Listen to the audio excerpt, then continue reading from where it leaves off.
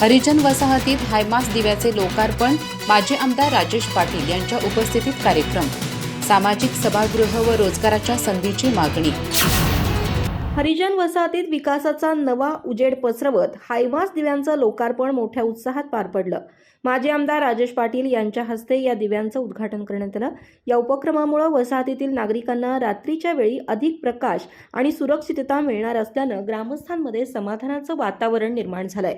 कार्यक्रमात बोलताना माजी आमदार राजेश पाटील यांनी आपल्या राजकीय प्रवासाचा उल्लेख करत कार्यकर्त्यांचे आभार मानले. किणी आणि कर्यात भागातील कार्यकर्त्यांच्या पाठिंब्यामुळे 2019 मध्ये आमदार होण्याची संधी मिळाली असून माजी आमदार असलो तरी जनसेवा थांबलेली नाही, कुणावरही अन्याय होऊ देणार नाही असा ठाम विश्वास त्यांनी व्यक्त केला.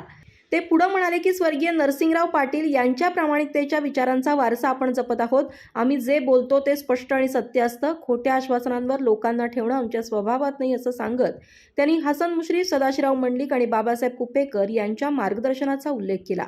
आगामी काळात अधिक वेगानं विकास कामं राबवण्याचा निर्धार त्यांनी व्यक्त केला. यावेळी रुद्राप्पा कोलकार यांनी हरिजन वसाहतीत सामाजिक सभागृह उभारण्याची तसंच युवकांना रोजगाराच्या संधी उपलब्ध करून देण्याची मागणी केली. या मागणीला उपस्थित नागरिकांनी उत्स्फूर्त पाठिंबा दर्शवला.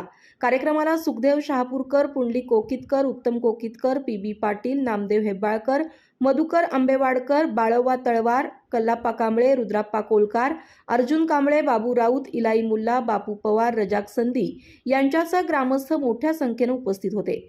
कार्यक्रमाचे आभार राजेंद्र कांबळे यांनी मानले. या हायमास दिव्यांमुळे हरिजन वसाहतीत केवळ प्रकाशच नव्हे तर विकासाचा नवा आशावाद आणि सुरक्षिततेची भावना निर्माण झाल्याचं चित्र पाहायला मिळालं. अधिक माहिती आणि ताज्या घडामोडींसाठी आजच आमचे चॅनल सबस्क्राईब करा.